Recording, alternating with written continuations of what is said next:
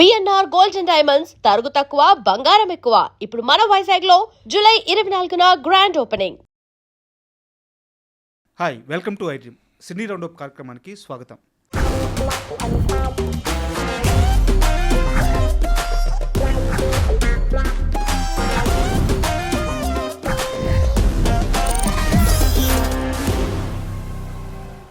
Hi sir, namaste sir. నిన్న రీసెంట్గా Lenin సినిమాకు సంబంధించిన సక్సెస్ మీట్ ఒకటి జరిగింది సార్. ఆ ఫంక్షన్కి ఆ సినిమాకు సంబంధించిన టెక్నీషియన్స్ కానీ స్టాఫ్ కానీ ముఖ్యంగా డిస్ట్రిబ్యూటర్స్ ఈ మధ్యకాలంలో ఒక సినిమా మంచిగా లాభాలు తీసుకొచ్చి డిస్ట్రిబ్యూటర్లు అందరూ హ్యాపీగా అవుతున్న రీసెంట్ మూవీ లెనిన్. అయితే అంత హ్యాపీ మూమెంట్లో కూడా నాగార్జున గారు ఒక బాధను వ్యక్తం చేశారు. తెలుగు సినిమాలు ఈ మధ్యకాలంలో అనుకున్న డేట్స్కి రిలీజ్ చేయలేకపోతున్నాము. అంటే ఇది నేను ఎవరి మీద విమర్శ చేయట్లేదు, నాతో సహా నేను చెప్తుంది. నా సినిమానే నేను టైంకి రిలీజ్ చేసుకోలేకపోయాను. ఇంకా పెద్ద సినిమాలు, రాబోయే సినిమాలు, ఆల్రెడీ కొన్ని సినిమాలు పోస్ట్పోన్ అయిపోయి ఉన్నాయి. ఒడిస్సీ లాంటి మూవీని క్రిస్టోఫర్ నోలన్ సంవత్సరం ముందు డేట్ చెప్పి రిలీజ్ చేశారు. మనం ఎందుకు రిలీజ్ చేసుకోలేకపోతున్నామని చాలా బాధపడుతూ మాట్లాడారు ఆయన. ఇది వాస్తవం కూడా. ఒక దర్శక నిర్మాతగా ఇంత అనుభవం ఉన్న మనిషిగా మీరు చెప్పండి, ఇండస్ట్రీలో ఎందుకు ఇలాంటి వాతావరణం నెలకొని ఉంది? వాతావరణం ఏం లేదు. ఇప్పుడు ఒక పద్ధతులు మారిపోయినాయి సార్. ఇంతకుముందు పక్కా స్క్రిప్ట్ ఉండేది, ఇప్పుడు మేజర్గా స్క్రిప్ట్ ఒకటి ఉండలేదు. ముందు రీ రికార్డింగు, డబ్బింగు, రీ రికార్డింగు అన్నిటికీ ఒక టైం ఉండేది. డబ్బింగ్ ఫర్ ఎగ్జాంపుల్ డబ్బింగ్ చెప్తాను. డబ్బింగ్ ఇంతకుముందు లూప్ సిస్టమ్ ఉన్నప్పుడు కాంబినేషన్లో వెళ్ళిపోయేది. ఇప్పుడు ఈ డిజిటల్ వచ్చినాక సపరేట్గా చెప్తున్నాం. ఎవరికి తీరినప్పుడు వాళ్ళు చేస్తూ ఉంటారు. సో మిక్సింగ్, రీ రికార్డింగ్ చేయాలంటే డబ్బింగ్ అయినాక దాన్ని ట్రిమ్ చేస్తే కానీ చేయకూడదు అని ఒక పద్ధతి. మామూలుగా పద్ధతి ఇప్పుడు ఏం చేస్తున్నారు, ట్రిమ్ చేయకుండా కూడా రీ రికార్డింగ్ పంపిస్తున్నారు. మళ్ళీ రీ రికార్డింగ్ పంపించి రీ రికార్డింగ్ అయ్యి వచ్చినాక మళ్ళీ కట్ చేస్తారు. మళ్ళీ కట్ చేస్తే అదేమో సింక్ అవ్వదు, జంపుల్లాగా ఉంటుంది మ్యూజిక్. మళ్ళీ దాన్ని స్మూత్ అని చేయాలి. సో కొన్నిసార్లు మళ్ళీ వాయిస్తారు, కొన్నిసార్లు ఇది చేస్తారు.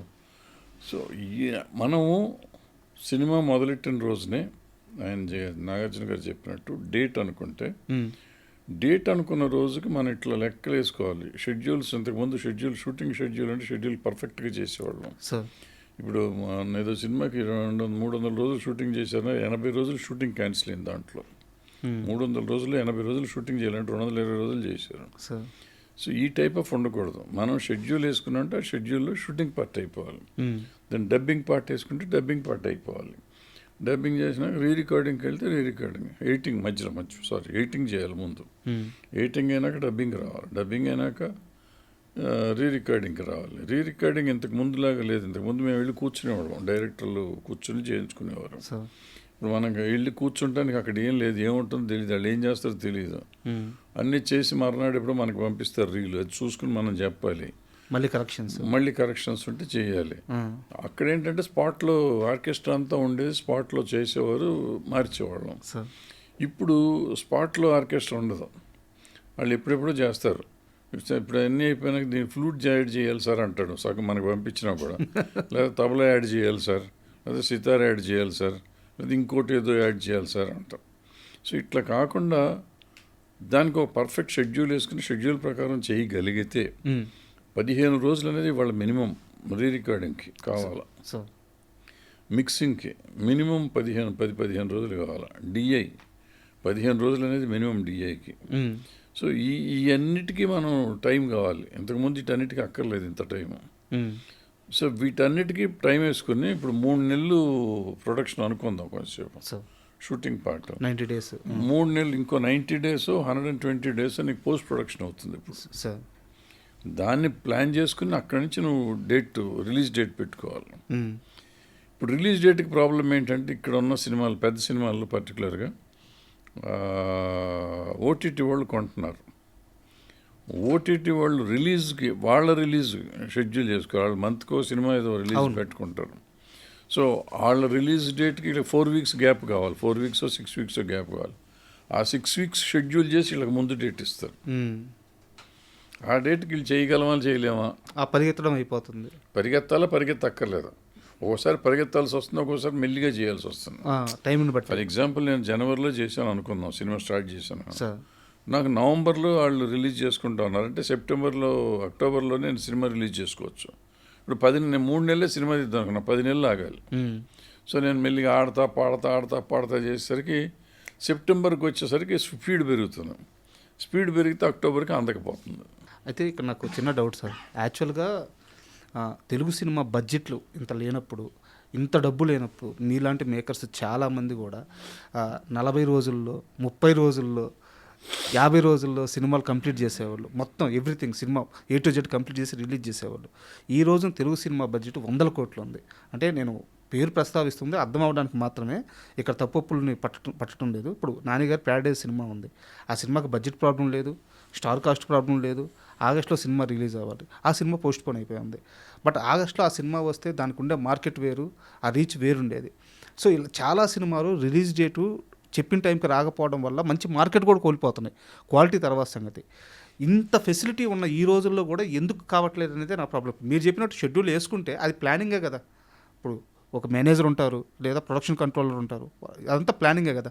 ఎందుకు జరగట్లేదు అనేది. ఒక మేనేజర్ కాదు, మేనేజర్ అనేవాళ్ళు పోయారు. ఇప్పుడు ఈపీ, ఏపీ, డిపి, డాపీ, production executive, production manager, production chief, 10 మంది ఉంటారు దానికి సంబంధించిన వాళ్ళు. ఎల్పి, పిల్పి అన్నీ కలిపి. సో వాళ్ళంతా 10 మంది 12 మంది ఉంటారు. అట్లా అది కాకుండా ప్రొడక్షన్ డిజైనర్ ఒక ఆయన ఉంటారు సెపరేట్గా మళ్ళీ. ఓకే, ఇంతమంది ఉంటారు. బట్ ఏమవుతుందంటే అదే ఇందాక చెప్పినట్టు స్క్రిప్ట్ పర్ఫెక్ట్గా ఉండకపోవటం ఏదో ఇష్యూ, లేదా అనుకున్న షెడ్యూల్ కాకపోవటం, లేకపోతే సినిమా తీసినాక వాళ్ళకి ఇది కాదు నేను ఇంకో రకంగా చేయాలి, ఏదో అనుకున్నాను ఏదో వచ్చింది అనుకోవటం, రీషూట్కి వెళ్ళటం, సో ఇట్లా రకరకాల సమస్యలు ఉంటాయి. ఏ సమస్య అనేది మనకు తెలియదు లేట్ అయ్యే సినిమాలకి. ఇది కాకుండా పోస్ట్ ప్రొడక్షన్ బాగా లేట్ అవుతుంది. వీళ్ళు అనుకున్నట్టు 3 నెలల్లో చేద్దాం అంటే, నాగార్జున గారు చెప్పినట్టు 15 రోజుల ముందు నాకు కాపీ వస్తే బాగుంటుంది, బ్రహ్మాండంగా ఉంటుంది. ఏ సినిమాకైనా, ఏ ప్రొడ్యూసర్కైనా 15 రోజుల ముందు. ఇప్పుడు ఏ రోజు 15 గంటల ముందు కూడా ఇవ్వలేకపోతున్నారు. కరెక్ట్ సార్, ఇదే ఆయన బాధపడింది. సో 15 గంటల ముందు అంటే సినిమా చూసుకోకుండా మనం రిలీజ్ చేస్తున్నాం. రిలీజ్ అయినాక మనం బాధపడితే లాభమే ఉంది. రిలీజ్కి ముందే మన సినిమా 1 నెల ముందు వస్తే చూసుకుంటాం, చిన్న చిన్న రిపేర్లు చేసుకుంటానికి వీలుగా ఉంటుంది. నా లెక్కలో ఇప్పుడు ఒడిసిగా ఫారిన్ కంట్రీస్ కానీ ఎక్కడైనా కానీ ఒక 6 months ముందే కాపీ తెచ్చేస్తారు వాళ్ళు. మనం 6 months ముందు సినిమా కూడా మొదలెట్టాం.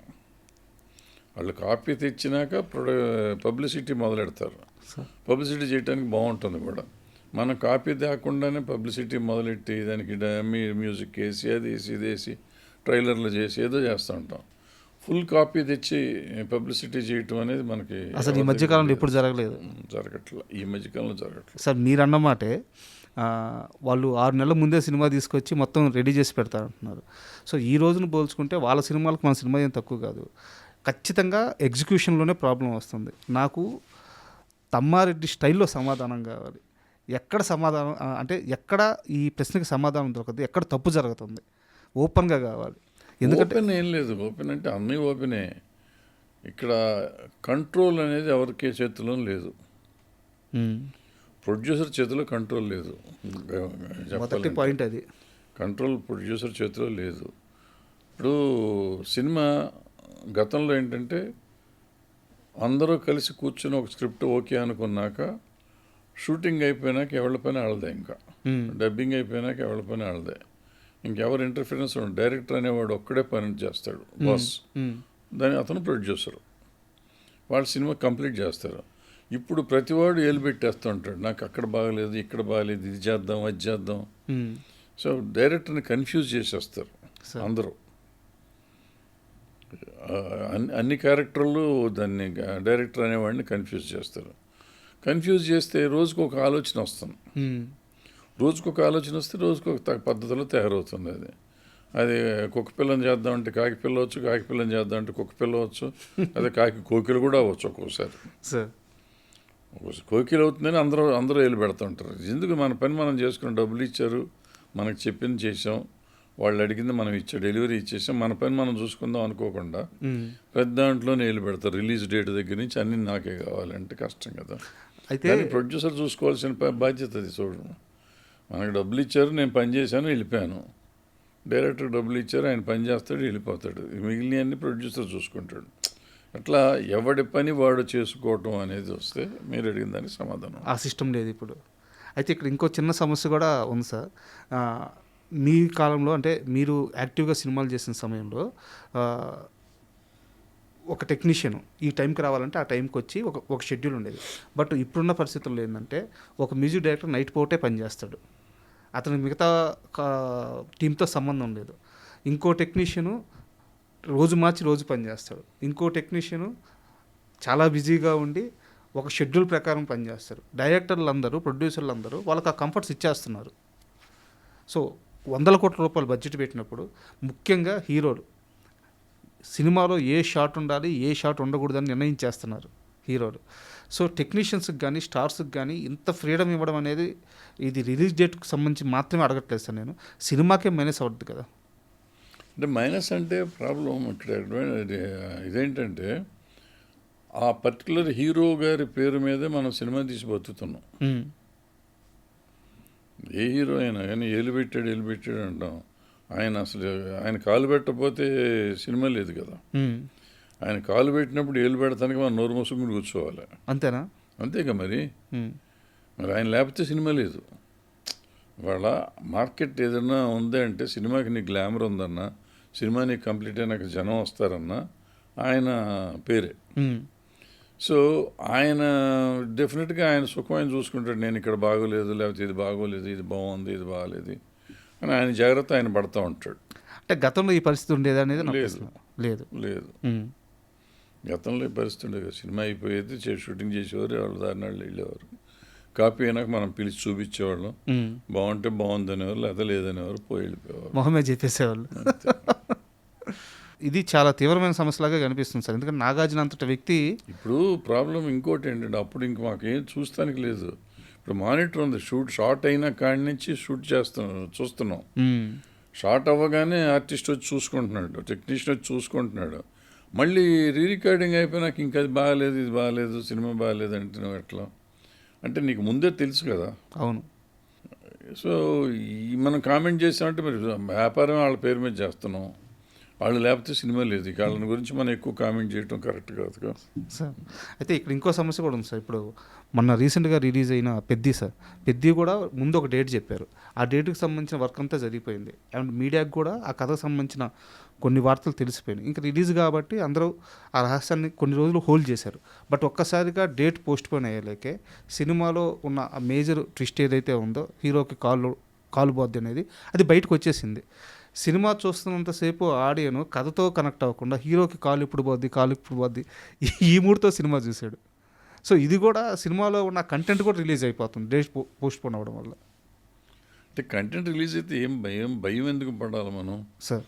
ఇప్పుడు మనం ఇంతకు ముందు సినిమాలు చేసినప్పుడు ముందు కథ చెప్పేవాడు. అంటే ఫుల్ కథ కాకపోయినా ఇలాంటిది కుటుంబ కథా చిత్రం, లేకపోతే ఇట్లా ఉంటుంది, లేకపోతే ఏదో హీరో మీద ఏదో ఒక రఫ్గా ఒక హింట్ వదిలేవారు. అవును. అంతకుముందు. ఇప్పుడు అసలు అంత రహస్యాలు అయిపోయినాయి. ఏదో రహస్యాలు అయిపోతే లేట్ అయినప్పుడు కొన్ని వస్తూ ఉంటాయి. పై ఇలాంటి పాయింట్ అయితే రివీల్ అవ్వకూడదు కదా సార్? అవ్వకూడదు ఏముంది, ఆ సినిమాలో పార్ట్ ఆఫ్ ఇట్టే కదా. ఆయన కాలు లేకుండా కూడా ఆయన గెలిచాడు అనేది ఆ సినిమా కథ. సార్ సో దాంట్లో తప్పేమో తెలిసే తప్పే కొంపమునిగేది ఏం లేదు. అంత పెద్ద హీరోకి అటువంటి చిన్న చిన్న రివలేషన్స్ ఉన్నా కానీ నష్టమేం జరగదు. ఊరికి మనం కంగారు పడిపోవటం, ఏమో తెలిసిపోతే ఏం అవ్వదు. ఈ రిలీజ్ డేట్ పోస్ట్ పోన్ అవ్వడం అంటే వెనక్కి వెళ్ళడం, ఒక్కోసారి నెలలు వెనక్కి వెళ్తున్నాయి. సో సినిమా ఇండస్ట్రీలో డబ్బులన్నీ ఫైనాన్స్ నుంచే తీసుకొస్తారు. సో నిర్మాత మాత్రం ఈ విషయాన్ని బయటికి చెప్పలేక డైరెక్టర్ ఏమనుకుంటాడో, హీరో ఏమనుకుంటాడో, వడ్డీలు కట్టుకుంటూ ఎంత తీవ్రంగా నలిగిపోతున్నాడంటే, వీళ్ళు సినిమానేమో చెక్కుతూ ఉంటారు, ఆయనేమో నలిగిపోతూ ఉంటాడు. ఈ బాధ నిర్మాతలకు ఎప్పుడు పోద్ది? అంటే బాధ అంటే ఇప్పుడు నిర్మాత, నేను సేలబుల్ హీరో కావాలి, సేలబుల్ డైరెక్టర్ కావాలి, ఇవన్నీ ఇవన్నీ అయిపోయినాక ఓటీటీకి నేను అమ్మాలి. ఇక్కడ ఎవరెవరు కంట్రోల్ చేయాలి? హీరో కంట్రోల్ చేస్తాడు, డైరెక్టర్ కంట్రోల్ చేస్తాడు, ఓటీటీ కంట్రోల్ చేస్తాడు. ఓటీటీ డేట్కి నేను అడ్జస్ట్ అవ్వాలి, హీరో డేట్కి అడ్జస్ట్ అవ్వాలి, డైరెక్టర్ డేట్కి అడ్జస్ట్ అవ్వాలి. సో నేను అడ్జస్ట్మెంటే. ప్రొడ్యూసర్ అనేవాడు ఇప్పుడు అడ్జస్ట్మెంట్. ప్రొడ్యూసర్ అనేవాడికి నైతిక బాధ్యత కానీ ప్రాక్టికల్ బాధ్యతలు లేవు, అవకాశం లేదు. సో ఏదో చేస్తూ ఉంటాడు. సో వీళ్ళందరి మీద అందరి ప్రెషర్ బట్టి అల్టిమేట్గా ఓటీటీ డిసెషన్ బట్టి సినిమా రిలీజ్ అవుతుంది. అల్టిమేట్ అది, వీళ్ళెవరు కాదు. ఓటీటీ అల్టిమేట్ అంతేగా సార్. ఓటీటీలో సినిమా రిలీజ్ వాళ్ళ డేట్ చెప్తేనే ఆ డేట్కి మనం రిలీజ్ చేయాలి ఇక్కడ. సో ఆ టైంకి ఇప్పుడు వేరే అపోజిషన్స్ ఉంటే వాళ్ళ బెల్లం బతిమాలుకోవాలో ఇంకోటో రెండు ఓటీటీలు, రెండు వేరే కంపెనీలు అనుకో. ఇప్పుడు ఫర్ ఎగ్జాంపుల్ ఆ ఓటీటీ వాళ్ళు 2 సినిమాలు కొన్నారు, ఒక XY 2 కొన్నారు, 2 ఇద్దరు వేరే హీరోలు. ఒక నెలలో రిలీజ్ చేద్దాం రెడీ అయిపోయినా కానీ X రిలీజ్ చేద్దామని అనుకుంటే వైని రిలీజ్ చేయని వాళ్ళు. వాళ్ళకి మంత్ ఒకటి ప్లానింగ్ ఉంటుంది కాబట్టి వై నెక్స్ట్ మంత్ వరకు ఆగాలి సార్. ఆగమంటే ఆగాల్సిందే కదా. అంటే నీకు ఈ రేట్లు గీట్లు చూసినాక ఆల్మోస్ట్ ప్రాఫిట్లోనే ఉంటారు కాబట్టి పెద్ద పోతారు అనేది ఉండకపోవచ్చు. అంటే పెద్ద సినిమాల వరకు ఓకే సార్. ఇప్పుడు చిన్న సినిమాలు పెద్దగా లేవు అసలు. చిన్న సినిమాలకి వాళ్ళు పెద్ద రెస్ట్రిక్షన్ ఉండదు, చేసేస్తారు. బట్ టైం చెప్తారు ఏదో. పెద్ద సినిమాలకి ఎందుకంటే పెద్ద సినిమాల మీదే వాళ్ళకి ఎంతో కొంత సబ్స్క్రిప్షన్స్ వస్తాయి. చిన్న సినిమాల మీద సబ్స్క్రిప్షన్ రాదు, అందుకని దాని మీద పెద్ద ఇన్సిస్ట్ చేయరు వాళ్ళు. పెద్ద సినిమాలకి 100% ఇన్సిస్ట్ చేస్తారు. ఇక్కడ ఆ టైం వచ్చినప్పుడు వాళ్ళకి మార్కెట్ పెరుగుతూ ఉండాలి కదా, అందుకే ఎక్కువ రేట్ ఇస్తారు కదా వాళ్ళకి. ఎక్కువ రేట్ ఇచ్చినప్పుడు మరి ఎక్కువ కవరేజ్ వచ్చినప్పుడు 80% డబ్బులు కదా తింటున్నప్పుడు వాళ్ళ మాట వినాలిగా మనం సార్. అయితే ఇక్కడ ఈ మొత్తం సమస్యకి ఒక చిన్న పరిష్కారంగా నాకు ఒక చిన్న ఆలోచన ఉంది. అది కరెక్టా కాదో మీరు అంటే ఇది పాటించాలని కాదు కానీ బట్ నాకున్న జ్ఞానం మేరకు ఇది అయితే అవ్వద్దని. ఇప్పుడు హీరోలు ఉంటారు సార్, వాళ్ళకి మేనేజర్లు ఉంటారు. వాళ్ళు రెమ్యునరేషన్ అడగకపోయినా మేనేజర్లు గట్టిగా అడిగి తీసుకుంటారు, వీళ్ళు అడగలేకపోతే. అలాగే ఇప్పుడు ప్రొడ్యూసర్ హ్యాండిల్ చేయలేకపోవచ్చు. బట్ ఒక మనిషిని ఇప్పుడు మీలాంటి పెద్దోళ్ళు ఉంటారు సార్, సినిమా మీద గ్రిప్ ఉండి ఎవరైనా మీ మాట వినే అంటే వాళ్ళకి కమాండ్ చేయగల కెపాసిటీ ఉన్న మనుషులు ఉంటారు. అలాంటి వాళ్ళని సెట్లో పెట్టుకుంటే వాళ్ళు ఒక షెడ్యూల్ వేస్తే ఆ భయంతో అయినా పనులు జరుగుతాయి కదా. ఏం జరగవు. ఇవన్నీ ఇప్పుడు పోయిందమ్మా, సిస్టమ్ పోయింది. ఇప్పుడు జరిగే పనులు కాదు ఇవన్నీ, ఎవరిది కాదు. అంటే ప్రాక్టికల్గా జరిగే పరిస్థితిలో లేదు. రకరకాల కారణాలు మనకు కొన్ని తెలుసు, కొన్ని తెలియదు. కొన్ని మాట్లాడకూడదు కూడా, కొన్ని తెలుసు, కొన్ని తెలియదు, కొన్ని మాట్లాడకూడదు. సో ఎందుకు దాని గురించి ఎక్కువ రప్చర్ చేసుకోవటం అనవసరం, వాళ్ళని బాధ పెడతాం అనవసరం. ఇది జరుగుతూనే ఉంటుంది. నాగార్జున గారు బాధ ఇంకా అది దానికి సొల్యూషన్ లేదు. సొల్యూషన్ ఎందుకు ఉండదు, అనుకుంటే చేయొచ్చు, వాళ్ళంతా కలిసి అనుకుంటే చేయొచ్చు. అంటే ఇప్పుడు కొంచెం బెటర్ అవుతుంది నెక్స్ట్ ఇయర్ నుంచి సార్. ఎందుకంటే ఓటీటీలు ఒక రెస్ట్రిక్షన్ పెట్టి ఒక రేట్ కంట్రోల్ ఏదో చేసినాక నీకు, ఎందుకంటే ఎక్కువ ఓటీటీ మీద ఆధారపడి ఉండేవాళ్ళం, ఇప్పుడు ఓటీటీ మీద తక్కువ ఆధారపడతాం. మార్కెట్ పోయింది, మార్కెట్ తగ్గింది కాబట్టి అప్పుడు కొంచెం మనకి కొంత స్వతంత్రం వస్తుంది కదా. ఈ స్వతంత్రం వచ్చినాక జరిగే పనికి కొంచెం మారచ్చు. అదేదో కల్కి సినిమాలో డైలాగ్ ఉంటుంది, ఎంతకు మించిన చీకటి రాదని. సో కోరుకుందాం సార్, ఎందుకంటే నిజంగానే నిర్మాతలకు కానీ ప్రొడక్షన్ హౌసెస్ కానీ రిలీజ్ ఒక సినిమా అనుకున్న టైంకి రిలీజ్ అవ్వడం అనేది చాలా ముఖ్యం. సో ఆ రోజులు రావాలని మనస్ఫూర్తిగా కోరుకుంటాం. ఆ రోజులు రావాలంటే నిర్మాత అవ్వాలి. నిర్మాతనే మాత లేనివాడు కాకూడదు. నిర్మాత అంటే మాత లేనివాడు అని కాదు, తల్లిదండ్రులు ఉన్నవాడు అయ్యి ఉండాలి. అతను స్ట్రాంగ్గా ఉండాలి. నిర్మాత ఎప్పుడైతే స్ట్రాంగ్ అవుతాడో ఈ సమస్యలన్నీ పోతాయి. నిర్మాత స్ట్రాంగ్ కాకపోతే, యాక్చువల్గా అక్కడ నిర్మాత నాగార్జునే ఆ సినిమాకి. ఆయన నిర్మాతగానే ఆయన కష్టం చెప్పాడు అని మళ్ళీ అన్నాడు, నేను కూడా చేశానులేండి హీరోగా. అంటే డైరెక్ట్ ఇండైరెక్ట్గా రెండు చెప్పాడు ఆయన. సో దాన్ని అర్థం చేసుకున్నవాడికి అర్థం చేసుకున్నంత ఉంది ఆయన డైలాగ్లో. అవును sir, thank you very much sir, ఎందుకంటే మంచి విషయం మీద ఒక అనాలిసిస్ అందించారు. Thank you very much. Thank you.